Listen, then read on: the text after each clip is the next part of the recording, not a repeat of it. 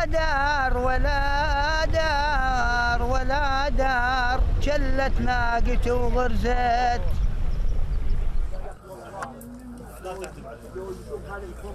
First comes the strong hot coffee, and then the sweet tea. Those gathered here belong to the Bani Assad, or Sons of Lion tribe.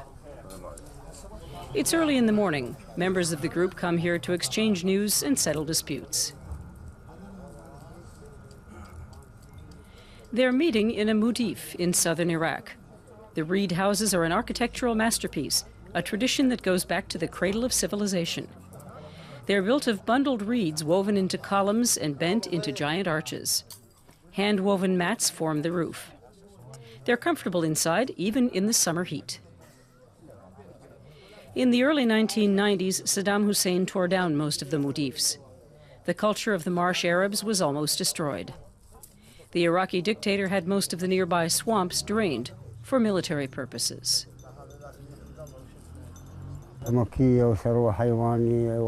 Life was suddenly over. Everything was bare and empty. We didn't even have water to drink. People killed each other over a single canister of water. That's how bad it was.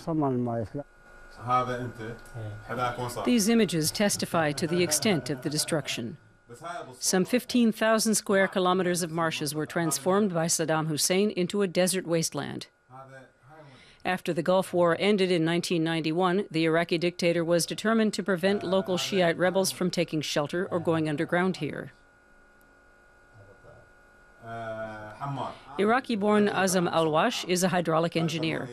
He spent 25 years in exile in the United States. After the fall of Saddam Hussein in 2003, he decided to return to his homeland. You're all to a bridge that you remember when you were young, and you remember going on top of the bridge and seeing the forests of reeds, the life, the birds in the distance, and you go to that same point and you see nothing but dust, desiccated earth, tumbleweed, death.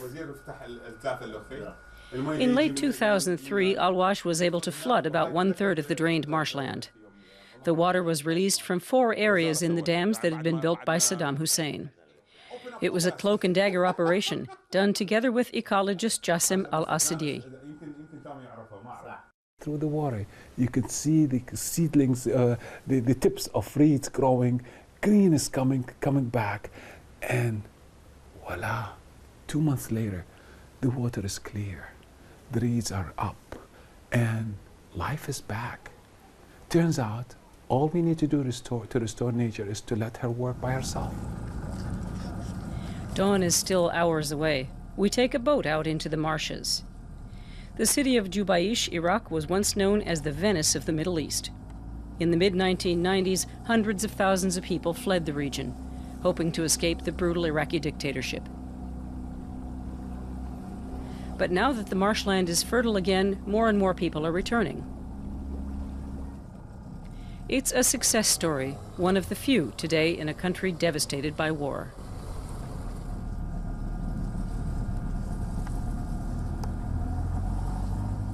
Water and reeds as far as the eye can see. 300 species of birds can be found here, 2/3 of the species native to Iraq. Water buffalo swim past the boat and graze on the reeds, largely undisturbed by their owners. 50 species of fish swim in the waters. Several thousand families now make a living from fishing, almost like back in the good old days.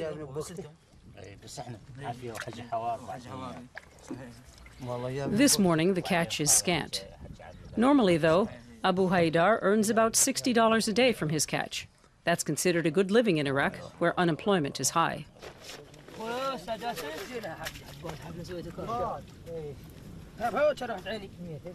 Many fishermen spend several nights on one of the small islands until they have a catch of about 100 kilos. Then the long journey to the market is worthwhile.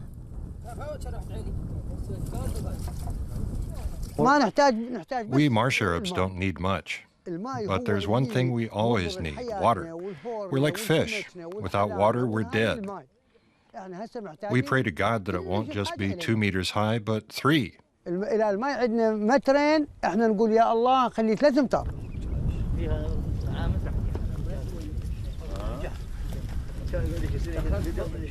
والله صعوبة بس بالجهد والتعب النفسي شوي. It's a hard life. الحمد لله خير من الله. It was always hard to be a fisherman. But thank God, today we can fish again. Under Saddam, fishing here was banned for years. Even though it's very hard work and we're exhausted at the end of the day, we can fish again better than before.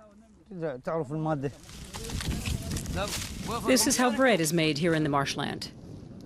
They make the dough the day before and let it rise overnight.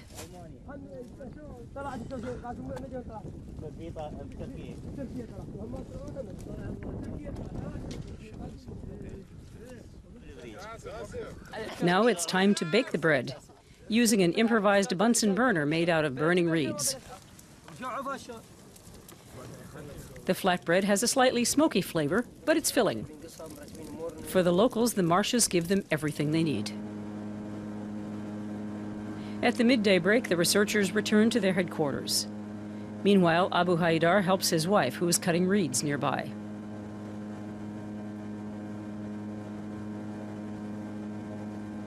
For locals, it's part of their daily routine. The tradition makes it possible to survive in the marshland.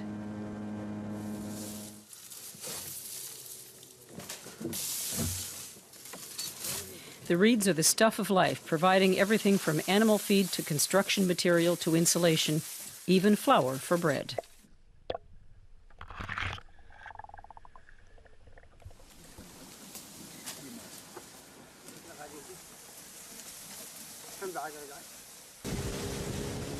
We return to Jubaish. The boat is sometimes steered using 1 foot while standing, but that takes skill.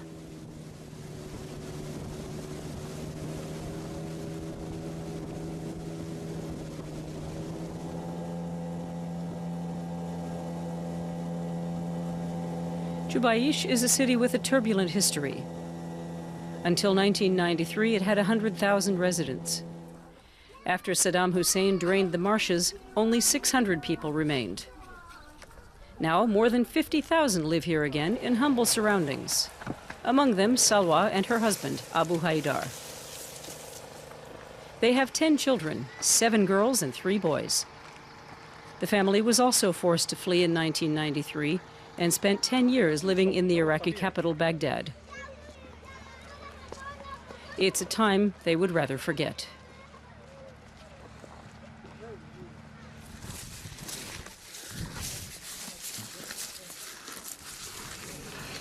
Abu Haidar tends to his only remaining cow. Back when his oldest son married, he slaughtered one of them. 7 went to the dowry for his daughter-in-law. It was almost everything the family possessed.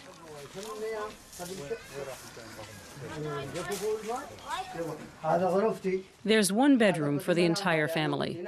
Abu Haidar shows us how they live. The blankets are laid out on the floor. He has only 1 jalabiya for special occasions. But they make do and are happy with it, even when the day's meal is a plain one. Salwa serves rice and beans as a main dish, today and most days.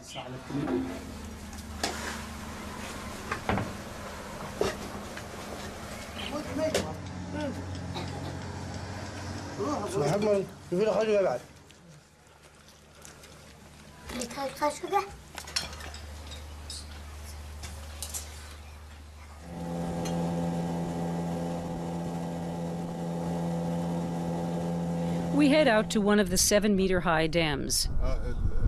In the 1990s, Saddam Hussein used these dams to drain the marshes. The area extends over 520 kilometers. Every digger, every truck, and every heavy earth mover in the entire country ended up here. For 2 years, nearly all of Iraq's economic output was moved to the south to divert the Tigris and Euphrates rivers. Azam al-Wash and Jassam al-Asidia are planning more environmental projects. Al-Wash has even founded a university in northern Iraq. But for both men, their heart is in the marshes.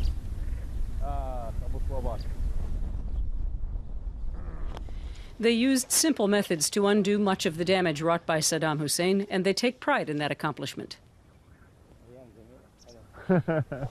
In December 1993, at this very spot, they used a digger to make the first hole in the dam.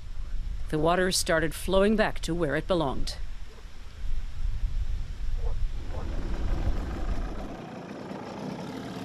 We returned to the boats to take our last ride on the water.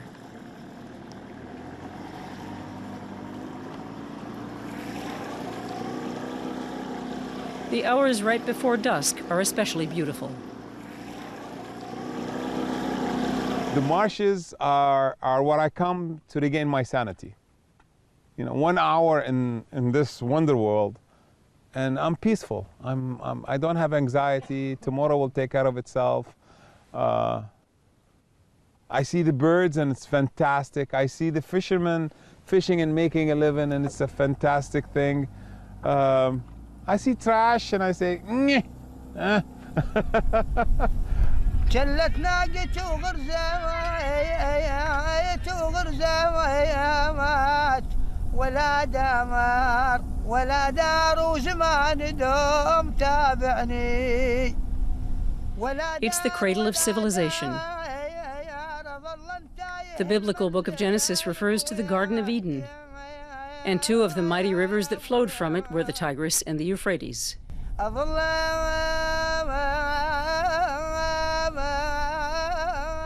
And as the day draws to a close, it seems this could well be the original Eden. A marshland in southern Iraq, now a paradise restored.